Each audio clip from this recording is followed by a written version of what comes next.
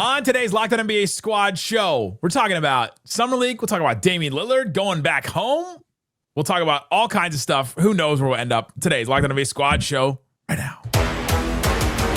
Welcome to the Locked On NBA Squad show. My name is Nick Angstead, host of Locked On NBA. This is the Squad show where we take over the feed of your favorite Locked On show. It's an open invite for any host to join and talk about anything they want. And honestly, we're getting close to August, so that means you can talk about anything. I don't care if you want to talk about the NBA, something else. You can talk about anything on the Squad show. That's what we get into. Today's episode is brought to you by Game Time. Download the Game Time app, create an account, and use that code LOCKEDONNBA to get $20 off your first purchase. Joining me today from Locked On Cavs, Danny Cunningham. Locked On Thunder, Rylan Stiles. Locked On Nuggets, just going one name today, Ryan. Locked On Magic, Philip Rossman-Reich, and Locked On Pelicans, Jake Madison. He's like Prince. We may end up somewhere completely different, but Damian Lillard just agreed to go back to the Portland Trailblazers. Let's just start with a show of hands. Are you moved by this or not? Raise your hand if you're moved by this in any way. Like emotionally or like in terms of winning basketball games. Like it's cool. It is a cool thing that Damian Lillard at this point is going to, outside of a 2-year hiccup in Milwaukee, essentially spend his entire career in Portland. Does this make the Blazers a team that I think anyone's going to basically? We're calling it a hiccup? They did win an NBA Cup. A hiccup. Like I said, a hiccup. Yes. Does this make the Blazers better in the future? No, I don't think so. Like he's going to be a 36-year-old coming off a torn Achilles. This doesn't make them a better team. It's a cool story. It's going to be awesome when he plays again for them, but it doesn't make them good. So Danny is not a sentimental person whatsoever. No, I am. In today's show, man. I am emotionally moved. I am emotionally moved. It is awesome. Like, I don't care. I will watch that first game. They're not going to win it though. So he's probably not going to play for a full year, but it is kind of funny that now the Blazers have built a roster with a whole bunch of defenders. They got Drew Holiday, who they initially traded him for. They have Donovan Clingan kind of anchoring the middle, or at least we think so. Tumani Kamara, or going Yang Hansen. Who are we kidding here? You get the 1-2 thunder and lightning punch there between those two young centers. That'll be interesting. But they finally built the team that they were supposed to around Dame. Oh no! That's what a detour. This might be the best defensive team Damian Lillard's ever played for, and he's gonna have to wait a year to play with them. But like, I get the sentimentality of it. Every one of us has probably dealt with fans saying, "Oh, they should bring back this beloved player." Danny's dealing with it right now with LeBron potentially ending his career in Cleveland for third time. But I like. It's nice that there is a story that is just all sentimentality, because this isn't about winning for Damian Lillard or for the Blazers for that matter. If Damian Lillard was trying to win his first championship, he would have probably gone to Boston and tried again with Jason Tatum and Jaylen Brown when Jason Tatum's healthy again next year and when Damian Lillard's healthy again next year. He would have tried maybe going to the Clippers or the Lakers or giving an opportunity somewhere else while he's collecting the Milwaukee paycheck that he's getting. For Portland too, I just don't think this is pure sentimentality. This isn't about winning. This isn't about making their team better. I like the direction they were heading. They were building, or they are still building, perhaps, this great team of young defenders that maybe was missing a star. Maybe Dame is a stopgap there. But now I'm wondering what their priorities are. Like, what is Portland doing here other than giving their fans a nice little story or a nice sentimental thing to happen? Isn't that what they've been about? Isn't what the Blazers have been about? Maybe it is. Maybe they're not about winning. And if that's the case, then more power to them. Sell some tickets and all that. But to me, this is a move that shows that the league maybe isn't always about winning. But at the end of the day, this is the NBA. There's one trophy at the end. Everybody's trying to win it. I don't know if Portland got closer to doing that. I mean, given the fact that he's not going to play for a year, it's not like he's taking minutes from any of the young guys, and they still get to develop those players. And he comes back healthy and maybe elevates them in some capacity. It's also weird that it's not for the veteran minimum and like a full non-taxpayer mid-level exception too. Like, I don't get that part of it either.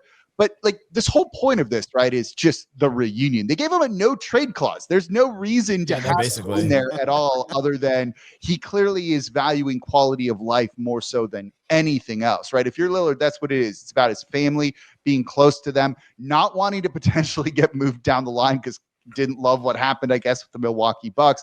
It's a cool story, but like the basketball fit is weird and doesn't make a ton of sense, even if I kind of see it, but like you really got to squint to kind of get there, I think.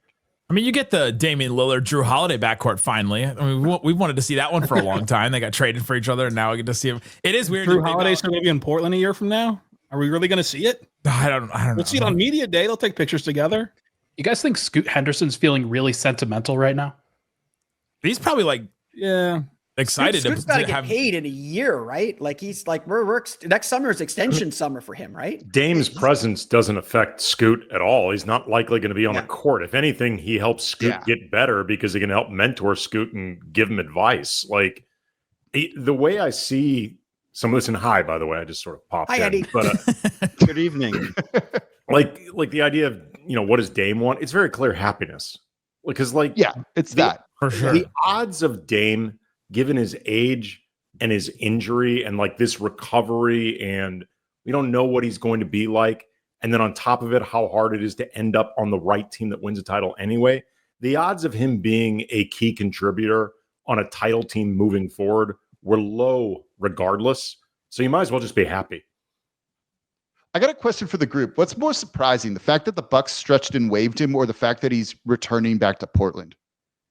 I think that the Bucks stretched and waived him for sure. Like I think that the day he got traded, for sure. The day he got traded, for sure. I think the Bucks too. The day he got traded, like if you would have told me Dame is going to play his final NBA game for the Blazers at some point, would not have been surprised whatsoever. Like that would have been zero surprise. The fact that the Bucks, while having Giannis Antetokounmpo on the roster, are good just sacrificing $20+ million per year in dead cap for 5 years is much more surprising to me than a guy who very clearly has affection for a certain city going back to said city. Didn't he want to leave at the end though? Like didn't he kind of force the trade out? I don't think he ever wanted. Did it just kind of happen to him? He did, but it wasn't like acrimonious. Like usually we look at these like stars leaving teams. It depends on if you believe the Heat reporting. Miami felt worse about the Milwaukee trade than Portland did. Like let's be real. Miami fans are probably more upset that he's going back to Portland than anything else. Like they just like, we need Damian Lillard just because for our psyche. But like it just felt like everyone knew it was time. Portland fans, I think, wanted to see Dame compete for a championship. There are probably no bigger Milwaukee fans than Portland fans because they wanted Dame to be successful. So it definitely felt like inevitably they'd be back together, even if it was just a one-day make good, like retire as a Blazer type contract. It never felt like Dame ever wanted to leave Portland. It felt like he felt he had to leave. And there's a big difference.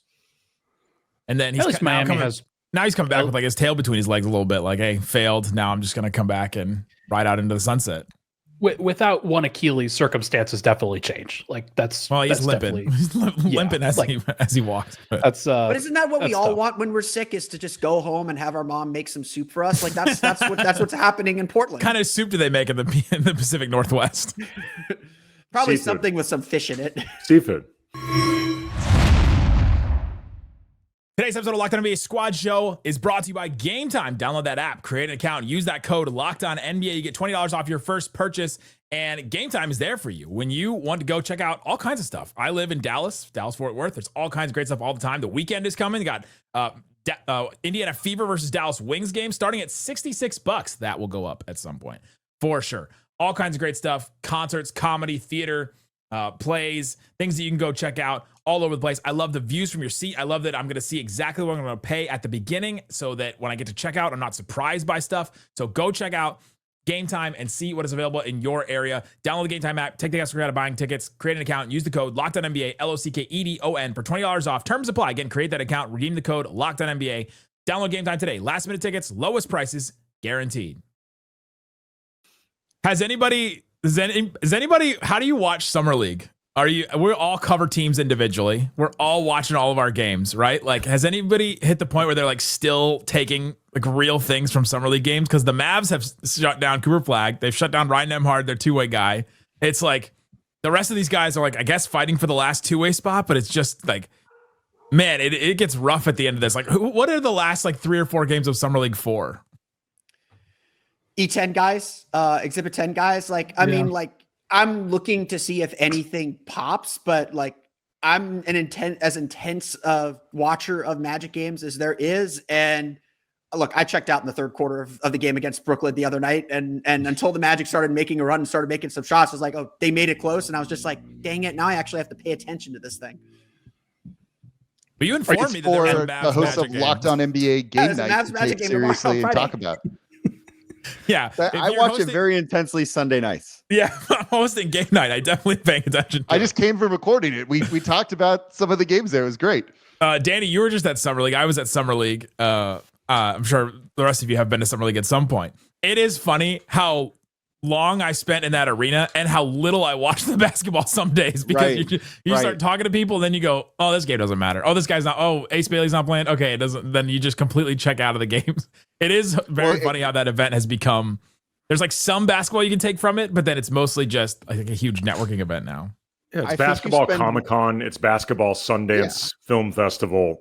The basketball is to give an excuse to have all these people come together and network, because otherwise they would just be arriving in Vegas for no particular reason. Are you saying it's like the music at Woodstock? Is that what I think you spend more time at a certain point when you're in Vegas Googling who guys that are playing who they are, as opposed to actually watching them play basketball. Who is this Jones Garcia guy for the Spurs? I'll say this. I have a motto for Summer League, and I repeat this every single year. You don't find out who can play at Summer League, you find out who can't. And that's the most important thing to remember. All right, who can't play in Summer League? Who can't play, yeah. Because everyone has to remember, Marco Bellinelli scored like 40 points and is a Summer League Hall of Famer. Did you just say Reed Shepherd, Danny? Danny, you're out on Reed? Wow. I was not impressed. Explain. I watched I did not see the first game they played live. I watched the second game they played live, and just like he can do an okay job at times creating space, but he's so small, man. And he's also somebody that some of the shots that he's taking and missing are just not close. I would not feel great about Reed Shepherd right now. All 3 of the Rockets point guards are like 6 foot. It's not ideal in today's NBA. You cannot have guys that are not star players be one-way guys. You can't do it. And I don't think Reed's ever going to be a star, and he's not going to be a two-way guy. Putting the ball close to the basket does feel like a pretty important skill, especially for a point guard. So it'll be interesting to see whether he can actually. That's a 3rd overall pick of the draft, man. That's a crazy miss if they do. Yeah, they're not all winners. They're just going to get a pass. I think they're just going to get a pass for it because that draft was so weird. I mean, they'll get a pass for it because they got Kevin Durant and they were the 2 seed last year, or the 3 seed, or whatever the seed they were last year. And they're going to be the 2 or the 3 seed again for the next several years because they got really good really quickly. That's just tough. If Reed cannot play, it's just tough. I mean, listen, they will get a pass. Is it tough, Rylan? Is it tough for the top of the West? Is it tough for you? Listen, if Reed cannot play, you'd feel pretty bad if you're Houston. But at the end of the day, Philip's right. I mean, it doesn't truly matter. It's just like, missing on prospects happens all the time. As long as you fill out the roster around that miss, you're going to be okay. Everything's going to be okay for Houston, even if Danny is right on Reed, which I don't know that he is. I'm not out on Reed Shepherd. I still have my Reed stock. Danny dropped his Reed take and then just left. I mean, Jackson's not here to defend himself. I've got to stick up for the Rockets. Reed's going to be a player. I'm not going to stick up for the Rockets. There's no reason to ever stick up for the Rockets. Wow. Their win total, their over-under came out. All the over-unders came out recently. And I think they were at 54.5 is what they ended up being. Good line. That's a good line. I'd say over. I don't know. It is a good line. Like, how many did they win last year? Like 52. They only get 2 wins. They only get like 3 wins better with Durant.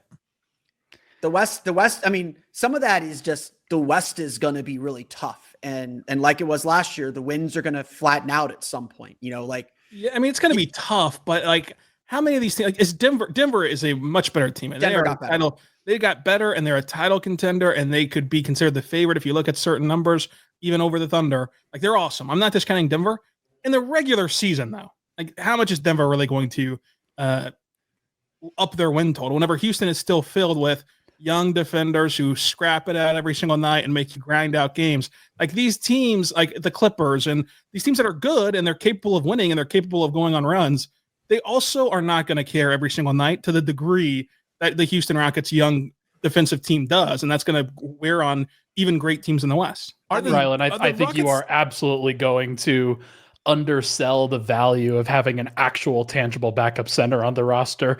They've been going through DeAndre Jordan, one that doesn't want to be there. Dario Saric. Hey, is he going to pull an Eric Bledsoe in the middle of the year and say, "I don't want to be here"? More details that he's locked in for 2025, 26, fully guaranteed contract because of breach of contract. As the only Eastern Conference representative on the panel here, I'm just curious about this. Like, how can West teams take nights off and not worry about things when like one loss separates 2 from 5 or 2 from 7 sometimes? Like, I know my Magic are probably going to be sitting pretty where there'll be a 6-7 game gap between 3 and 8. This is my response whenever people ask me about load managing LeBron. I'm like, they can't. They don't have the luxury of doing that. If they actually want to avoid the play-in, you don't have the luxury of doing that stuff. The West is just too hard. What's it like being in the East? That seems pretty cool. It's very like, chill. it seems, like nice and balanced. You have a good team here or there. Most of the time, you're playing some crap team. Like, you have a good team here. You have a good 61-win team. Sold off all their players. It's not that you're sometimes playing some crap team. It's the 4 games against the Wizards, the 4 games guaranteed against the Hornets. It's the 4 games against the some other bad team. It's 3 games against the Bulls every year. It's that stuff. You want to know how few good games you play. Some of us call that playing in the Eastern Conference. Yeah. Like, you've named half the team. I know, I did. You want to know how bad the vibes were for Denver last year? Was they went 0-2 versus Washington. Like, it actually like hurt their season at the very beginning, and then it killed their regular season at the end, and it got Michael Malone fired. And they still were the 4 seed. They still they got better. They got better. Today's episode of Locked On NBA Squad Show is brought to you by Open Phone. If you're running a business, you know that every missed call is money left on the table, which is money that Damian Lillard was not going to leave, which is why he took all that money to go back to the Blazers. Open Phone is the #1 business phone system built to streamline and scale your customer communications, all from an app, so that way you don't miss anything. They have a shared inbox feature that's a game changer, helps you jump on any conversation instantly without missing a beat. Your team can jump in whenever they need to. They also have AI agents that can help you handle after-hours calls, answer common questions, and capture leads so that you never miss a customer, just like Damian Lillard never misses a chance to go back to Portland. OpenPhone is offering our listeners 20% off your first 6 months at openphone.com/LockedOnNBA. That's OpenPhone, OpenPhone.com/LockedOnNBA. If you have existing numbers with another service, OpenPhone will port them over at no extra charge. OpenPhone, no missed calls, no missed customers.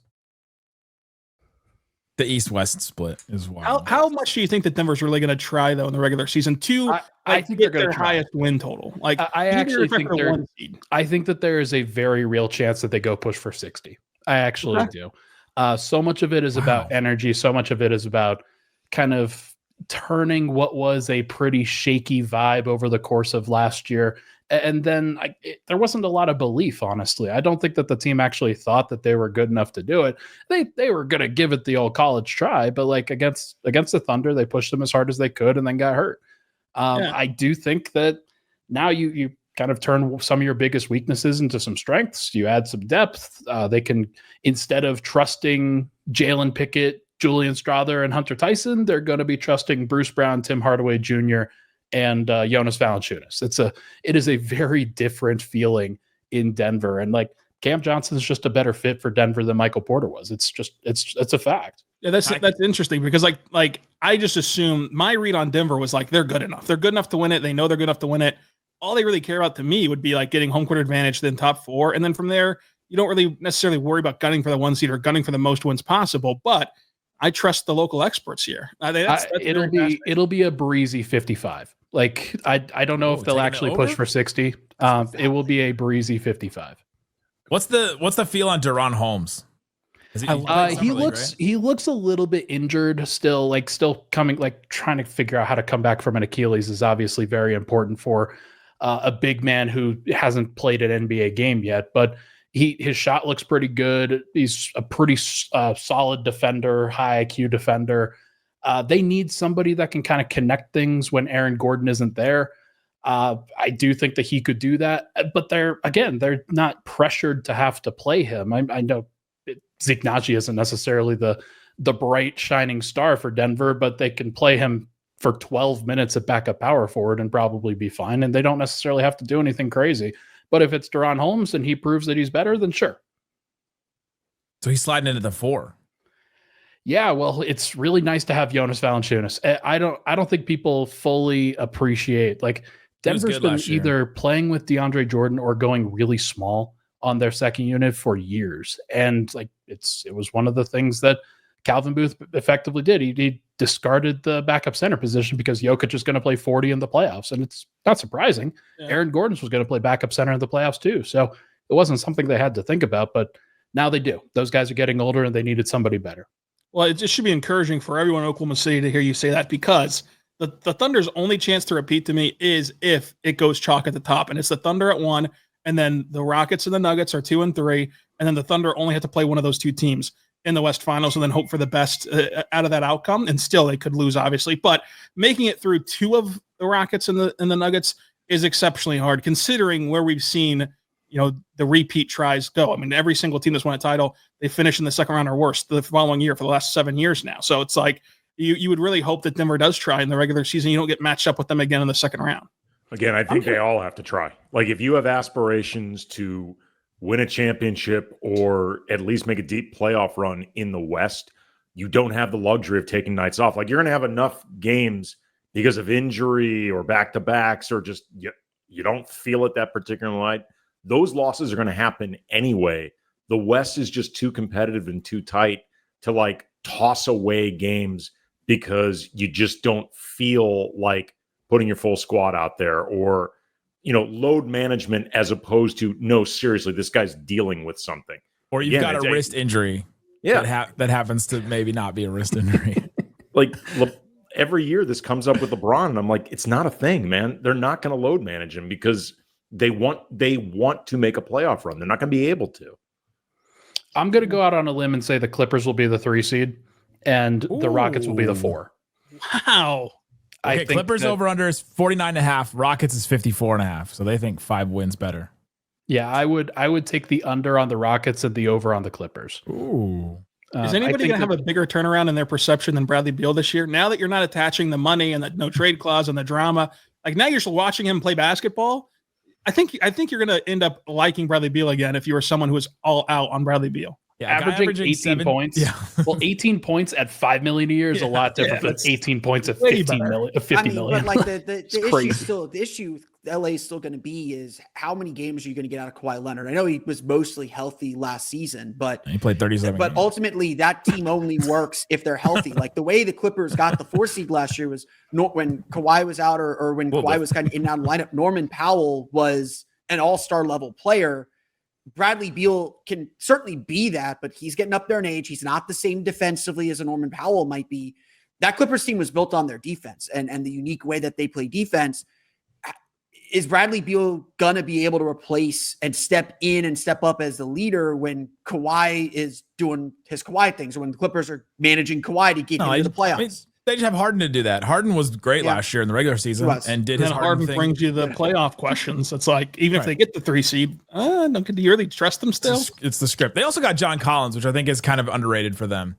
Yeah, they were playing. They've got 3 role guys. Derrick Jones Jr. at 4. I think that was a kind of an underrated thing for them. And Ivica Zubac is not talked enough as like a top center. He's not really obviously the top center in the league, but he is a very, very good center. Like really good. I had he had a 20 rebound game against the Magic, and I had people saying like, "Why is Ivica Zubac killing them?" I'm like, he's one of the best centers in the league, guys. He was the best defender the Nuggets faced in the playoffs, and you do not want to see Derrick Jones Jr. in the Thunder.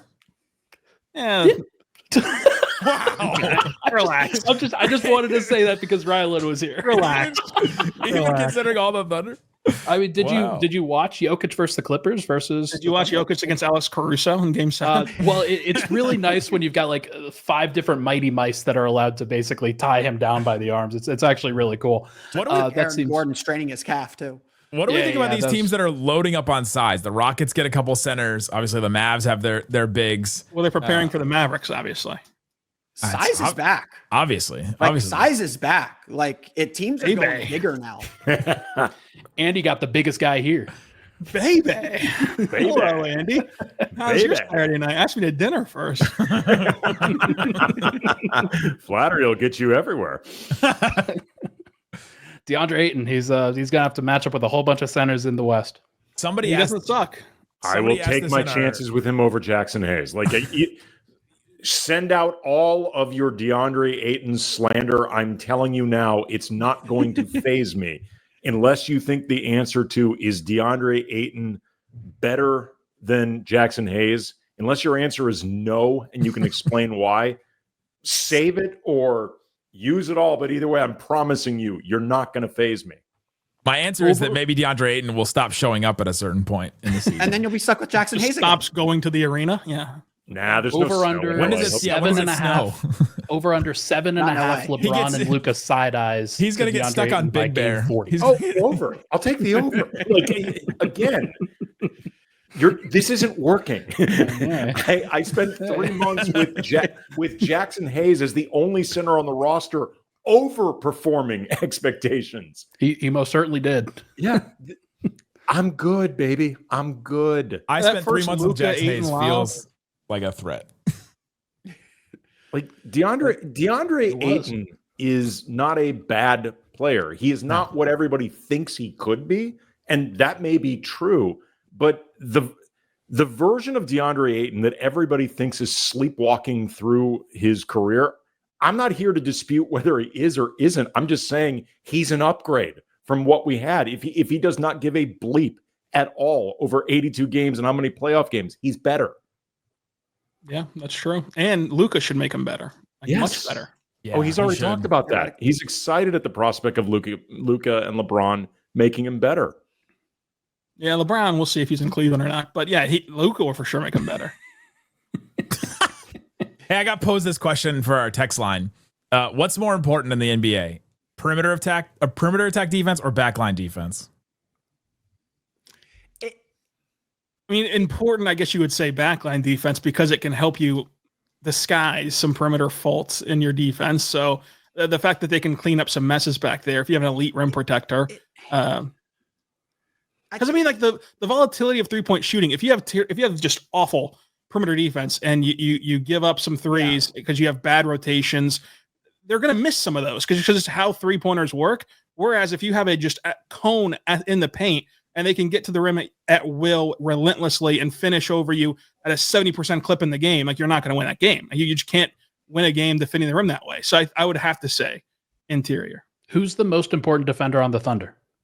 I think Chet Holmgren is whenever he's 100% healthy. He's the most important because it allows the Thunder's excellent defenders on the perimeter. This is a embarrassment of riches for OKC, but it allows them to play super aggressive and gamble and jump the passing lanes. Because if they get beat, run into Chet Holmgren, run into Isaiah Hartenstein, run into that paint if you want to. So it complements one another.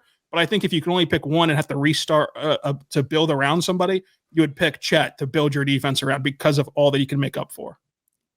I think that in a vacuum, backline defense is the easier way to go. Just because you have that guy to clean up mistakes. But obviously it depends on personnel. The way the league is going now, the ability to kind of trap and corral on the perimeter, to switch, to have perimeter defenders who can defend multiple positions, it really feels like that is, I don't want to say more valuable than backline defenders, but like that's the Magic strategy. You know, Oklahoma City's the top defense in the league. Orlando's the second best. Orlando's strategy is all about locking you up on the perimeter and just saying, we'll switch 1 through 5. Our perimeter guys will keep you in front of them. We'll help. Sometimes we'll overhelp. We'll trap. We'll poke. We'll prod. I think the Magic were first or second in the league in blocks, and they don't have a traditional shot blocker. Like Jonathan Isaac might be considered a traditional shot blocker, but he is anything but traditional in anything that he does. Well, anyway. He's traditional in some ways. He's traditional in some ways, but you get what I'm saying? He's not a center. He's not your typical like 7-footer protecting the rim or anything like that. The Magic don't have that guy, and they lock teams down with their perimeter defense. Now that may mean their rotations have to be cleaner. They have to be sharper in ways that a team with a Rudy Gobert or the Chet Holmgren may not have to be. But how many teams are shooting 3-pointers? Your ability to keep players out of the paint before they even get there feels like it's become that much more important. Mavericks going the other way with 10 interior defenders. Well, so my two examples when I was like, can it work either way? Are the Cavs with Mobley and Allen, and then like starting Garland and Mitchell as their 2 guards, and then the Magic with my other one is like, okay, you have Suggs, but then you have Wendell Carter Jr., Gogo Batadze, Mo Wagner, like not necessarily your best rim protectors. Like you can make it work both ways, but I think Ryland's right that you can cover up more with backline defense, which is where D'Angelo Russell comes into play for the Mavs. Nick, I was having this debate with somebody. Is Jaren Jackson Jr. or Anthony Davis a better player right now? Well, who is more available? I'd have to even go look at their games. I don't even. AD doesn't foul as much as Jaren Jackson. I think AD still is. Yeah, I'd say AD. Yeah, it's probably the case. But when Anthony Davis was traded to the Mavericks, that's how I'm reframing.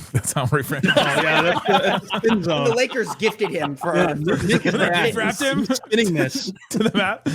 We went through and I started to go through and I was like, AD is legitimately a top 10 player when healthy. Like it's hard to make a case that he's not. He's at least top 12. I can make the case. What's the case? he's healthy. He folds in the playoffs, man. Like this is Jaren Jackson Jr. doesn't. I agree with that. Like he was pretty good in 21. Yeah, it was 5 years ago. As somebody who's watched, averages 6 rebounds a game in the playoffs. As somebody who's watched all of Anthony Davis's playoff games as a Laker, I think folds in the playoffs is somewhere between wild exaggeration and totally inaccurate to begin with. He was good with the Pelicans. Like, he's had the misfortune of very often being up against Nikola Jokic in a lot of these pairings, and Jokic is the consensus best player in the world. But the last matchup between the Lakers and the Nuggets in that first round, the gentleman's sweep, I actually thought AD and Jokic played more or less to a draw. The real problem for the Lakers was they could not contain Michael Porter Jr. to save their lives. Like, and Jamal Murray hit 2 buzzer beaters. But like Anthony Davis was not the problem in that series for the Lakers at all. Let me have my revisionist history. This is fun. It's very important to me to criticize anything the Lakers do. And anybody that's associated with them. So it's awesome. Well, it's great. That's where I come into play because we were doing our over-unders. I want to take the Lakers under 48.5. Here's my case. Luka and LeBron have played like 251 games, 252 games over the last 4 years. They miss like 20 games a year, basically. And if they get one injury to a starter, that means you're starting either Gabe Vincent, Dalton Connect, Jake LaRavia, Vanderbilt, or Jackson Hayes. That to me is like a recipe for a fragile team right there. And that's didn't say Bronny. Is Bronny the second shooting guard over Connect right now? He's played better than him in Summer League, honestly. He is outplaying Connect in the Summer League by a pretty wide margin. Uh-oh. Never good. Not good. Are they a play-in team? They got to be a play-in team. The Lakers Summer League team? No. Well, the Thunder Summer League team Cole is Swider's older than some Summer League. So the Summer League team might be in the Summer League play-in. Would the Lakers be a 3 seed in the East and a play-in team in the West? Definitely the 3 seed in the East. As far as I don't know, like if you ask me, could they be a play-in team Knicks, in the Magic. West? My answer is a yes. If you're asking me, do I think they could be the 3 or 4 seed in the West? My answer is yes, because based on last year, the difference between the 3 seed and like the 8 seed is 1 game. Yeah. So the answer to all these guys, other than probably the Thunder and maybe Houston, is yes. Like, could they be a play-in team? Yes. Could they be a home court advantage team? Yes. And that's why I think it's such a great line of like, I think that the Lakers will be within 2 games of that line, one way or the other, positively or negatively. So, I mean, I guess you'd have to bank on the under because of just so many more things can go wrong than right, just with injuries and bad play or whatever. So I would take the under 2, but not as a diss for the Lakers. Sure. The Pelicans line was the one I cackled at when I read it out loud. 10? 29 and a half. Ooh, gosh, that's so low. They traded their pick next year. Yeah, that feels under, man. Their line is I think I'm going to take under 2 there. So 21 wins last year. They added Kevon Looney, Derek Queen, Fears. They lose C.J. McCollum, Olynyk, and remember DeJounte Murray tore his Achilles in February. Hey, they also lost Bruce Brown. Lost Bruce Brown. Yeah. They added Jordan Poole, the Cowboy. Oh, they did add Jordan Poole too. That's a good point. They also Jordan Poole. They also got 30 games from Zion last year, 20 games from Herb Jones, 53 from Trey Murphy, and only 31 from DeJounte. So you're like, yeah, will those get better? Like the Zion one may not. Herb Zion one seems like a career high for him from this point forward. But I just think that it goes back to Andy's point of how important the West is and how hard it is.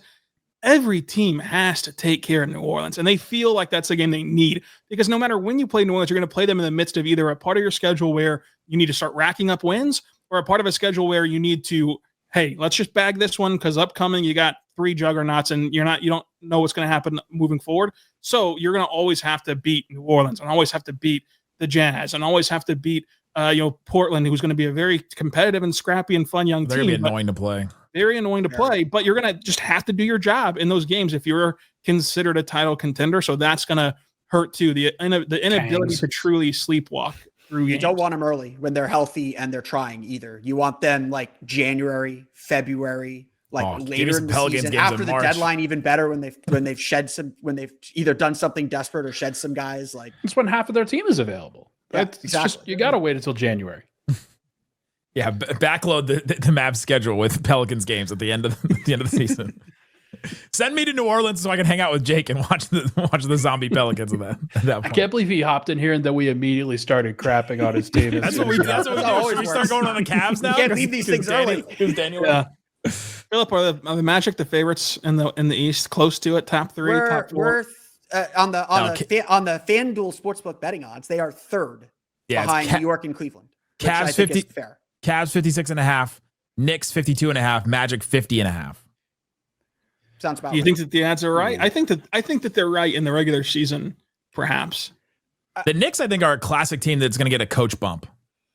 Coach bump? I don't know. A new coach bump. The new coach comes in. They like what Kenny Atkinson. The new coach is worse than the old coach. The problem, the issue with New York is there's no other teams really that are going to challenge them in the East. That's the bigger issue. They'll be able to skate by and get a few wins. I don't know. Like part of me thinks that Tom Thibodeau is just a wizard and just knows how to milk as much defensive effort out of non-defensive players as possible. And while Mike Brown is a very good defensive coach, and I think will hold them accountable and will be fine for them, I don't think they're going to be the same. Like something's going to be different about them. And I don't know if that's a good thing because like we've seen from Thibodeau teams everywhere he's gone, he has wrung everything he could out of them. And in the moment he leaves, just the culture shifts, changes. It just doesn't work the same. I should not take any of. I should do all the unders on Josh Hart this year. Is that what? Look, they're supposedly going to run a bench this year, so Josh Hart will not be playing 48 minutes. Tom Thibodeau has wrung everything out of those teams. Can be interpreted a lot of different ways. Yes, yeah, it can be. Let's ask all day. He's left them on the edge of death. He's gotten the most out of them. However you want to interpret it.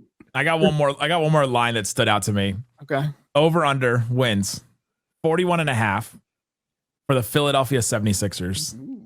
Let's stay away from that line all the way away. They won 24 last year.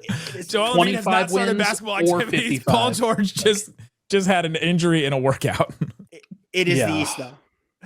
It is the East. It is the and East. if they get healthy, they have I'll call Mark Farzetta right now and get him to come back and say that Joel McCain and Tyrese Maxey might be enough to get you to 40 wins. Yeah, if they get healthy, they have Max. They have Joel. Philip, they are starting Trendon Watford next year. Like, they're not doing this, man. Does that mean that the East, Jaren McCain is coming back? Jaren McCain's a baller too. He's 2 days into college and he's 3 more steps behind, or whatever that song goes. 3 lectures behind, but it's okay. Lectures. That's what I forgot the word. All I could just hear in my head was him singing. That's like, I'm 2 days in. He's a great singer, great ball player. He's got aura, as the kids would say. The edits with him and that song were killing me. I need to know who sits at their computer and like edits these. I think that's Jared. Do they just throw them into a AI program, or are they like literally sitting there and like adjusting each frame as they go through? Oh yeah, you can tell when one's really well done. Like the bucket goes in on the drop of the beat of the song, but the East, I think, has the worst outcome for the top end teams. Of like, there's 4 good teams I think in the East that are capable of going far in the playoffs, with Atlanta, Orlando, and then New York and Cleveland. And if any of the 4 do not go far in the playoffs, it's going to be a disaster for that fan base. And it's just so much pressure. Whereas in the West, like if the Thunder lose in the second round of the Nuggets in 7 games, okay, well, that sucks. You ran into the best player in the world. You just won a title. It's okay. Like in the East, disaster. Fire the GM. It's a disaster in the East. Yeah. Please fire your GM. Please. Begging you to fire your GM. Please fire him. He doesn't do anything good. Hire Rob Hennigan, please. Here are the bottom of the East. Here are the bottom of the East. Brooklyn Nets 20.5. Just give me an over or under. Under. Shout out Michael Porter. Never passed the ball, Junior. Like and Cam Thomas. That's gonna be a movie right there. In a bad way. I'll take the slightly over because I believe in Jordy Fernandez. I think he's a really good coach that just has a really bad roster. Do you want me to read you their starting lineup again? Yeah, if you give a chef rotten ingredients, they're not going to be able to make you a 5-course meal. I'm not saying they're going to go way over. I'm talking like 22, 23 wins, but they're going to be They played hard last year. Like Nick Claxton, Michael Porter Jr., Terrence Mann, and I'll save my Demon takes. Jaeger Jemin's making shots now, kids. Yeah. I mean, the 12 Nets fans are going to be so mad at this pod again. Hey, I said the over. They were mad at you, and they were coming after me. They're so mad about. They're coming after me. They thought that I was the one that trashed Jaeger. Wizards 20.5. Over. They'll hit the over on that. They've got too many good players to go. They've got some vets now, but they do have a motivation to lose, and they're very talented at losing. But I do think young guys play, but their young guys are pretty good. Yeah, the young guys are good. I'm gonna say the over as well. Bilal was really good last year before he got. Yeah, I think they're improving enough to go over. Their lineup is kind of an OKC front office, by the way. Credit the Thunder for their success. We're ending right there. Go check out Locked on Thunder, Locked on Lakers, Locked on Nuggets, Locked on Magic, Locked on Mavs, all kinds of great stuff. Link in the description wherever you're listening, watching this, to find your favorite Locked on show. That's Locked on NBA Squad Show. Thanks for listening.